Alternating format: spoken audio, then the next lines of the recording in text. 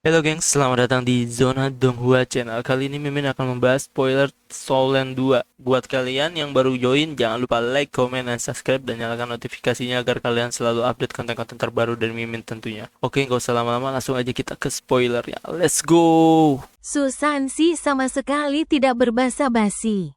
Ia mengambil semua harta Wang Yiheng dan menyimpannya di dalam alat jiwa penyimpanan miliknya. Ia akan memberikannya kepada Huo Yuhao setelah ia pulih sepenuhnya. Cahaya lembut berkilat, dan Huo Yuhao menampakkan raut misterius di wajahnya. Ia berjalan dengan tenang menuju tendanya sambil mengingat apa yang telah terjadi sebelumnya. Dia telah melancarkan serangan terkuatnya sebelumnya.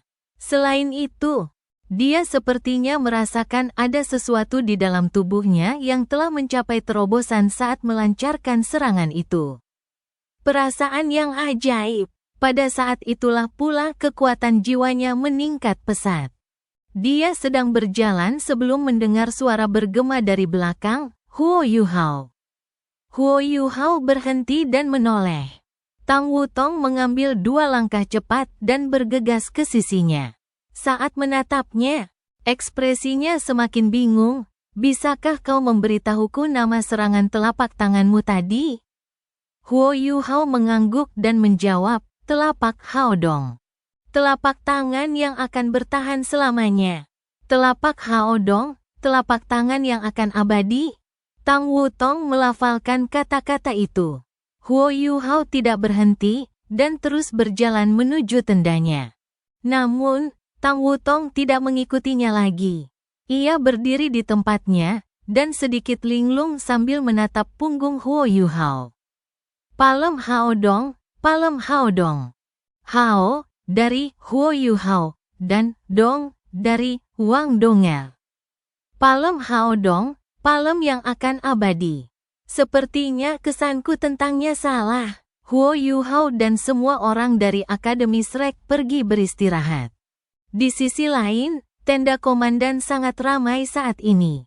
Para komandan senior berkumpul, dan tak satu pun dari mereka berniat untuk beristirahat. Di tengah tenda, meja telah dipindahkan ke satu sisi untuk digantikan oleh mayat Wang Yiheng dan alat jiwa pengintai udara raksasa yang saat ini berada di ketinggian. Saat pertama kali Su Jiu melihat alat jiwa pengintai udara di ketinggian, ia tak kuasa mengalihkan pandangannya. Sebagai pejabat tertinggi yang bertanggung jawab atas Departemen Intelijen Kekaisaran Bintang Luo, ia melapor langsung kepada Kaisar Kekaisaran Bintang Luo. Ia telah mengerahkan banyak upaya untuk alat jiwa pengintai udara milik Kekaisaran Matahari dan Bulan. Sebelumnya, ia berhasil mendapatkan alat jiwa pengintai udara biasa. Namun, alat jiwa tersebut memiliki mekanisme penghancuran diri yang terpasang di dalamnya. Setelah dibongkar, alat-alat tersebut akan hancur berkeping-keping. Kekaisaran Bintang Luo telah sangat menderita karenanya. Jadi, ini juga pertama kalinya dia melihat alat jiwa pengintai udara ketinggian tinggi ini di depannya. Dia benar-benar takjub. Sebelum Huo Yuhao membawanya kembali, Su Jiu tidak menyangka Huo Yuhao akan secepat itu meskipun ia memiliki harapan besar padanya. Nilai alat jiwa seperti itu tidak bisa diukur secara kasat mata. Itu akan berdampak besar pada pengembangan keahlian Kekaisaran Bintang Luo dalam alat jiwa.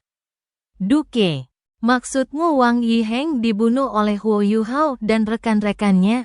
Suara Su Jiu terdengar lebih tinggi. Duke Macan Putih menceritakan semua yang dilihatnya sebelumnya kepadanya. Dai Hao mengangguk. Belum lagi Su Jiu yang tidak percaya, dia juga tidak akan yakin kalau tidak menyaksikannya sendiri. Beberapa sage jiwa dan kaisar jiwa berhasil membunuh seorang insinyur jiwa kelas 9 yang juga seorang titled Douluo. Di saat yang sama, Empirin Blaze, yang berada di peringkat ke-12 di antara alat jiwa kelas 9, juga hampir hancur. Hasil seperti itu tidak akan mengejutkan jika beberapa title Douluo yang bertanggung jawab. Namun, Berapa usia Huo Yuhao dan yang lainnya? Usia rata-rata mereka mungkin belum mencapai 20. Para talenta dari Akademi Shrek ini menunjukkan kekuatan mereka dengan melakukan keajaiban lain. Pada saat yang sama, mereka membuktikan nilai mereka kepada semua individu kuat dari Kekaisaran Bintang Luo. Su Jiujiu terengah-engah dan terdiam beberapa saat. Ia tak percaya hal seperti itu bisa terjadi. Malam ini bahkan lebih tidak damai daripada malam sebelumnya. Ia benar-benar melakukannya. Kemampuannya. Su Jiujiu selalu menganggap Huo Yuhao sangat mengesankan. Ia pernah menyaksikan penampilan Huo Yuhao di turnamen duel jiwa Akademi Master Jiwa tingkat lanjut kontinental sebanyak 2 kali. Terlebih lagi, ia bahkan pernah bertarung langsung dengannya sebelumnya. Namun, baru sekarang ia menyadari bahwa pemahamannya tentang Huo Yuhao di masa lalu benar-benar milik masa lalu. Saat ini, Huo Yuhao berada di luar jangkauan pemahamannya. Dia adalah seorang Soul Sage yang bahkan belum berusia 20 tahun, tetapi dialah yang memimpin misi pembunuhan terhadap Titled Douluo. Duke, apakah kamu tahu bagaimana mereka melakukannya? Su Jiujiu menelan ludahnya dan bertanya dengan agak susah payah. Pertanyaan yang sama ada di benak para komandan senior lainnya dari Kekaisaran Bintang Luo. Dai Yueheng dan Dai Luoli berdiri di belakang Dai Hao saat ini. Mereka juga langsung menerima kabar tentang apa yang terjadi. Dai Yueheng kini sangat bingung. Ia juga berasal dari Akademi Shrek dan juga merupakan siswa berprestasi di halaman dalam Akademi Shrek. Namun, ia juga tak percaya saat ini. Ia jelas tahu bahwa baik dirinya maupun tim perwakilan yang ia bentuk bersama Ma Xiaotao tidak mungkin mencapai hal seperti ini. Mereka setidaknya 5 tahun lebih tua dari Huo Yuhao dan yang lainnya. Tetapi kemampuan mereka secara keseluruhan jauh tertinggal. Dai Hao menghela napas dan menjawab, "Aku hanya menyaksikan apa yang terjadi di akhir. Namun, aku yakin Yuhao dan yang lainnya bergantian menyerang sepanjang pertarungan. Mereka berhasil melepaskan kekuatan bertarung semua orang secara ekstrim melalui ritme yang efektif. Hal ini menyebabkan kekuatan Wang Yiheng terus terkuras. Dia baru mengerahkan seluruh kekuatannya di akhir. Di antara mereka semua, 4 orang memainkan peran yang sangat krusial. Mereka adalah Su Sanxi, Jiang Nanan, Huo Yuhao, dan Ji Juechen. Dia menceritakan semua yang telah dilihatnya ketika mereka mengamati dari jauh sebelumnya. Mereka berhasil menangkap Su Sanxi yang sedang melepaskan domain Xuanwu emasnya sebelum menggunakan serangan Dewa Kura-Kura untuk menetralkan banteng api Empirin. Setelah itu, giliran Softbone Lock dan Invincible Golden Body milik Jiang Nanan, serta serangan habis-habisan Huo Yuhao. Serangan telapak tangan Huo Yuhao adalah yang paling krusial. Serangan lainnya hanya melemahkan Wang Yiheng, tetapi serangan Huo Yuhao benar-benar menghancurkan api Empirin Wang Yiheng dan memberinya pukulan fatal. Kudengar itu adalah keterampilan jiwa ciptaan Huo Yuhao sendiri. Bahkan mengandung kekuatan emosinya. Seharusnya itu adalah keterampilan jiwa ciptaan Huo Yuhao yang merupakan kombinasi dari jiwa dan kekuatan spiritualnya. Ketika dia melancarkan serangan itu, aku bisa merasakan medan gaya aneh di sekitar tubuhnya. Aku bahkan tanpa sadar tertarik ke dalamnya. Meskipun saat itu malam hari, rasanya langit berubah warna ketika dia melancarkan serangan itu. Hanya saja, semuanya seolah lenyap begitu saja saat dia melancarkan serangannya. Seberkas cahaya merah memancar dari tubuh Wang Yiheng. Kalau tidak salah, seberkas cahaya merah itu seharusnya untuk perlindungan. Namun, sinar itu dihancurkan oleh serangan Huo Yuhao sebelum Wang Yiheng terkena. Api empirin Wang Yiheng kehilangan sebagian besar kendalinya setelah terkena. Setelah itu, sepertinya ada tombak yang melesat keluar dari kepala Huo Yuhao, menembus tengkoraknya dan menyebabkan luka parah. Saat itu, luka Wang Yiheng sudah sangat serius. Kemudian, Ji Juechen muncul dan menggunakan pedangnya untuk menusuk luka yang diciptakan Huo Yuhao. Ini mengakhiri hidup Wang Yiheng sepenuhnya. Yang saya perhatikan adalah mereka berkoordinasi dengan sangat baik, melancarkan gelombang demi gelombang serangan. Mereka saling melengkapi dengan sangat baik. Saya menduga pasti ada seorang master jiwa tipe pengendali di antara mereka. Setelah itu, giliran serangan Huo Yuhao. Tidak ada gejolak kekuatan jiwa yang terlihat saat ia melancarkan serangannya. Namun, saya bisa dengan jelas merasakan bahwa kekuatan bertarung terbesarnya dilepaskan saat itu. Itulah kunci untuk membunuh Wang Yiheng. Setelah mendengarkan analisis Duke Macan Putih, para titled Douluo yang juga menyaksikan semuanya mengangguk setuju. Seperti yang dikatakan Duke Macan Putih, Huo Yuhao seolah menyatu dengan langit dan bumi dalam kondisi itu. Serangan telapak tangannya jugalah yang sepenuhnya mengalahkan Wang Yiheng. Bahkan Wang Yiheng pun tak menyangka.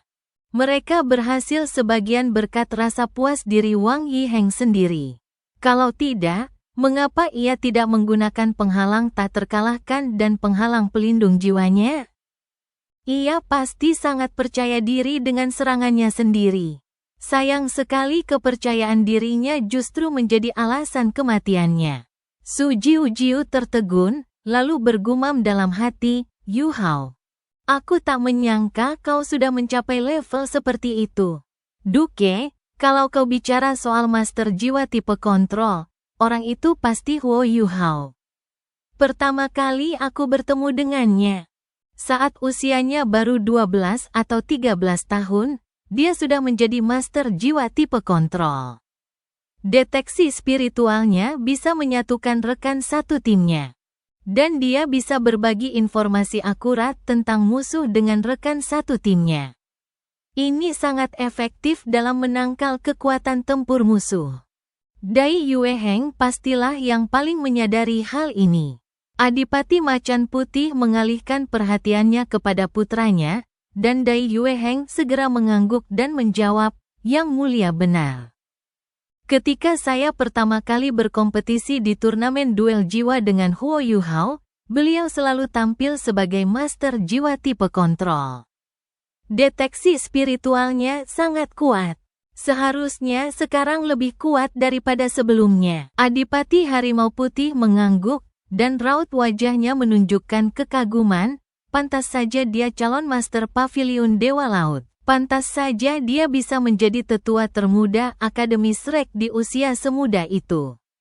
Su Jiu bertanya, Adipati Harimau Putih, apa yang harus kita lakukan selanjutnya? Tatapan dingin melintas di mata Duke Macan Putih, dan ia berkata, gantung mayat Wang Yiheng di tiang bendera di luar pangkalan agar semua orang bisa melihatnya. Pada saat yang sama, saya ingin Yang Mulia mengirimkan beberapa orang untuk membawa kembali alat jiwa pengintai udara ketinggian tinggi itu untuk keperluan penelitian. Baiklah, Su Jiu segera menyetujui kata-katanya. Huo Yuhao tidak tertarik dengan tebakan atau rencana kekaisaran bintang Luo. Sekembalinya ke tendanya, ia langsung memasuki kondisi kultivasi. Kekuatan jiwanya bersirkulasi. Meskipun sebelumnya ia sangat terkuras, serangan terakhirnya melalui tombak naga emas telah membantunya memulihkan diri dengan menyerap sebagian kekuatan jiwa Wang Yiheng yang luar biasa. Tombak naga emas milik Wang Qiuer sangat mengerikan karena dapat menyerap energi kehidupan dan kekuatan jiwa musuh untuk mengisi kembali kekuatan bertarung pemiliknya. Meskipun Huo Yuhao tidak sepenuhnya mewarisi kemampuannya, dia lebih melengkapi tombak naga emas setelah pengorbanan Wang Qiuer. Kekuatan spiritualnya semakin terkuras. terutama setelah ia mengalami efek samping dari telapak Haodong. Saat ini, pikirannya dipenuhi oleh sosok Wang Dong'er. Rasa sakit yang ditimbulkan oleh kerinduannya hanya bisa ia pahami. Ia tak bisa fokus bahkan setelah duduk lama di tempat tidur. Entah kenapa, ia semakin merindukannya hari ini.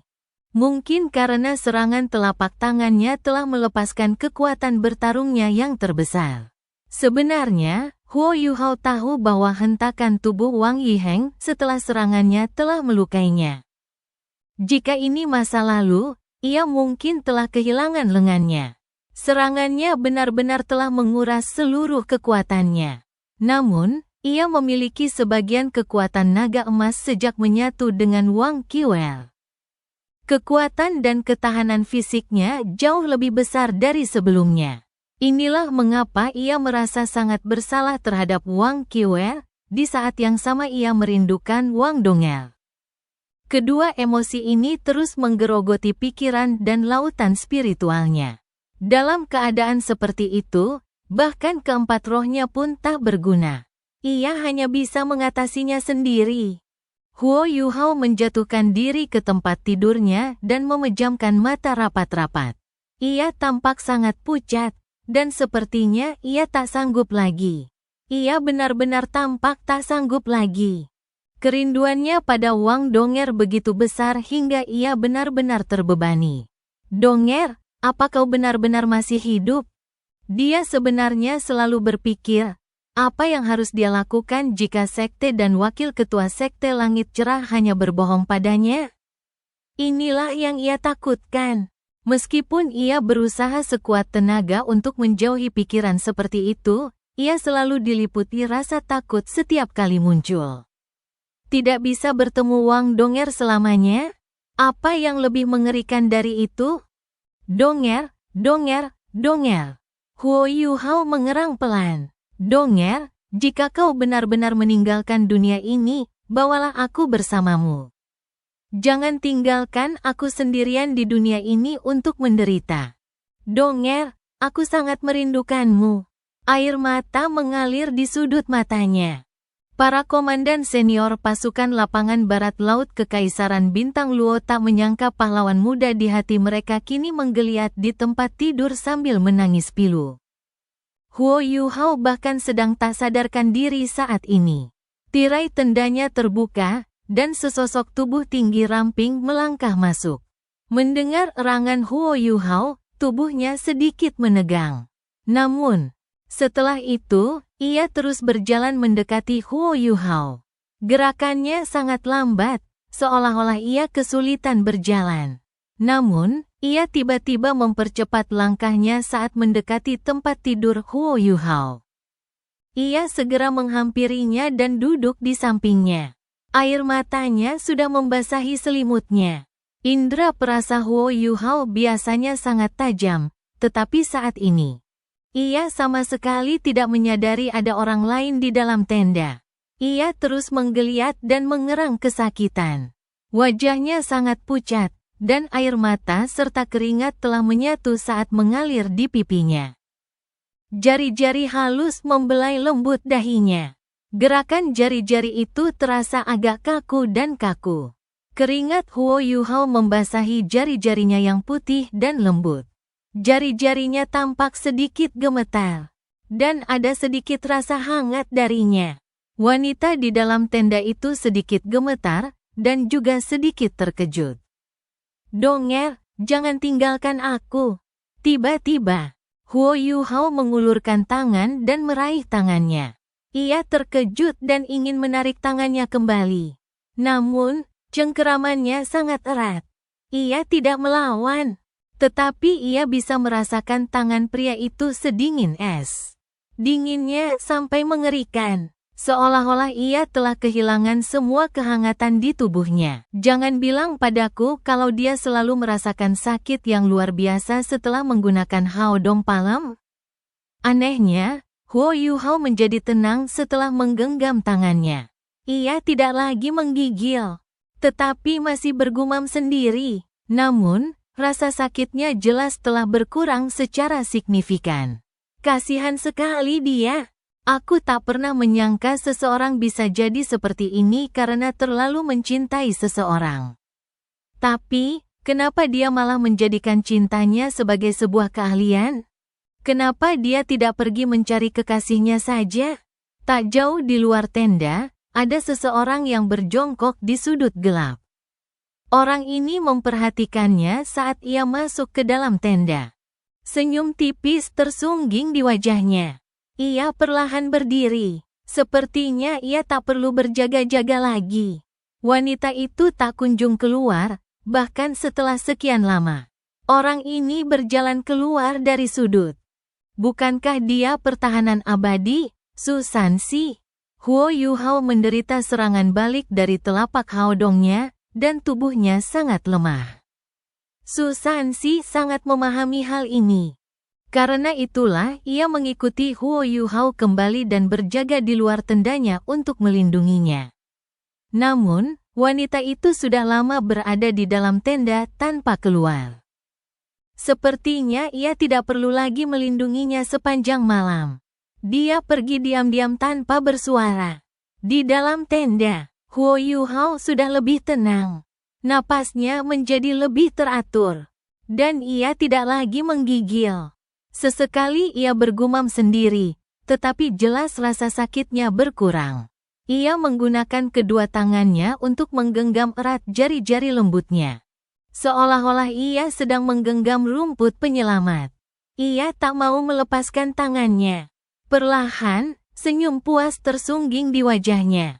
Dia tertidur. Setelah itu, cahaya bulan bersinar dari luar jendela. Dari tempat duduknya, ia melihat profilnya. Ia datang ke sana hanya karena khawatir dan ingin tahu tentang kondisinya. Namun, dia menyadari bahwa dia tidak dapat pergi saat ini. Dia pasti bisa menarik tangannya kembali, tetapi dia takut menyakitinya dengan cara itu, jadi dia tidak melakukannya. Dia juga tidak melakukan apapun. Dia hanya menggenggam tangannya erat-erat dan menggeliat di tempatnya. Dia semakin terlelap dalam tidurnya. Inikah bakat generasi yang dikagumi semua orang? Raut getir terpancar di wajahnya. Jadi dia sebenarnya rapuh di balik permukaan.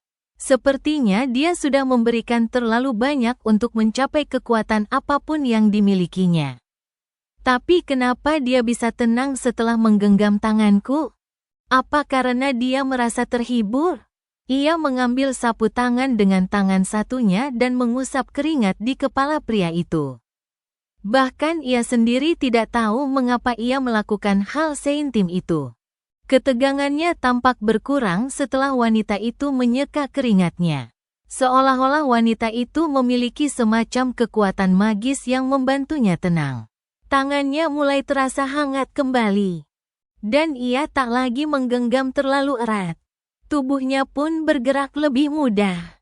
Ia terus menyeka keringatnya. Perlahan, ia menyingkirkan sapu tangannya, dan mulai membelai lembut rambutnya. Dia tidak terlihat terlalu buruk.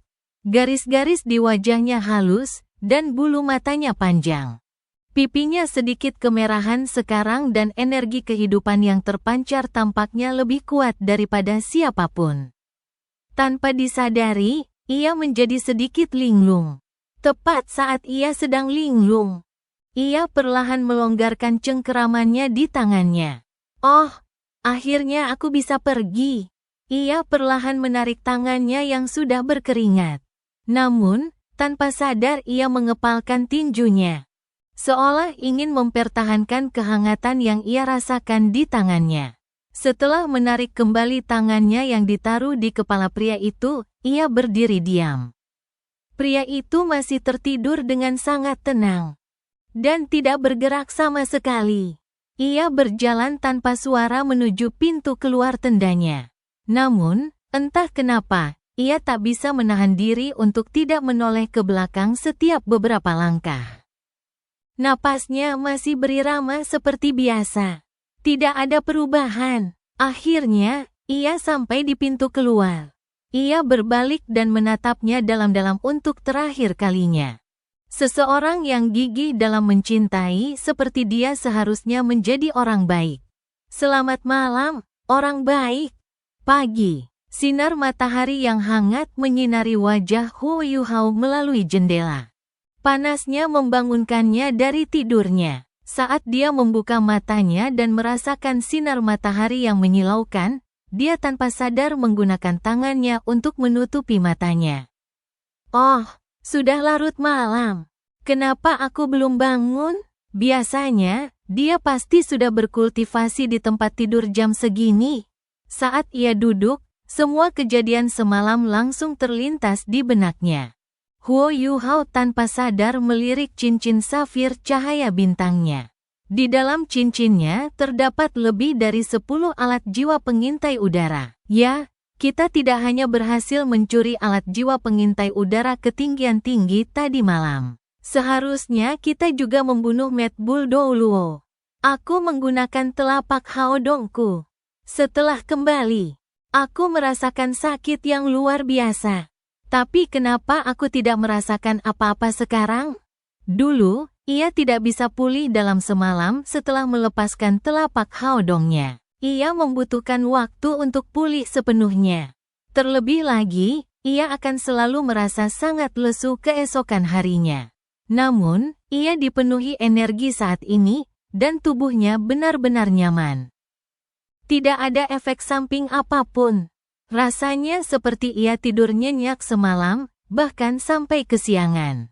Aneh, setelah menggaruk kepalanya, Huo Yuhao berdiri dan berjalan keluar dari tendanya.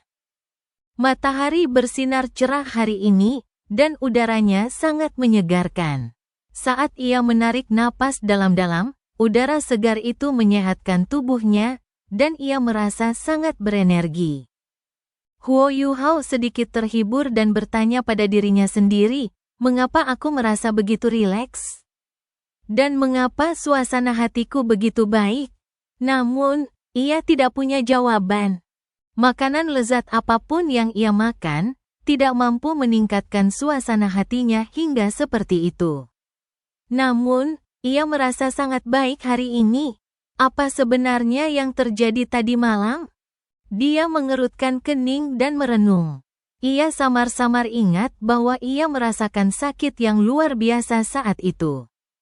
Namun, Wang Donger tampaknya datang setelah itu dan menghiburnya. Meredakan kerinduannya dan rasa sakit yang ia rasakan. Setelah itu, rasa sakitnya hilang, dan ia pun tertidur lelap. Donger, apa kau benar-benar datang? Huo Yuhao terbelalak lebar. Jangan bilang Donger selalu bersembunyi di sisiku dan dia datang saat aku kesakitan. Untuk menghiburku, itu Donger. Pasti dia. Aku pasti merasakan auranya. Tiba-tiba ia berbalik dan menyerbu kembali ke tendanya. Ia melompat ke tempat tidurnya dan menarik napas dalam-dalam, mencari aroma Wang Donger. Namun, aroma apa yang tersisa setelah semalam? Hanya ada aroma dirinya sendiri di tempat tidurnya. Apakah aku hanya berhalusinasi? Rasa kecewa yang mendalam membuat Huo Yuhao mengepalkan tangannya. Namun, pada saat inilah perhatiannya tertuju pada sebuah sudut. Tanpa sadar ia mengulurkan tangannya dan mengambil sebuah sapu tangan persegi. Sapu tangan ini terbuat dari sutra dan terasa sangat lembut. Rasanya seperti kulit seorang gadis muda, dan ada noda keringat di atasnya. Itu bukan milikku. Jelas-jelas milik seorang wanita. Huo Yuhao mengamati sapu tangan itu beberapa kali. Tidak ada noda apapun di sana. Hanya ada aroma lembut yang tercium. Wang Donger, ini benar-benar seperti aroma Wang Donger. Jangan bilang firasatku benar. Donger benar-benar datang tadi malam untuk merawat dan menghiburku. Dan dia membantuku keluar dari rasa sakitku.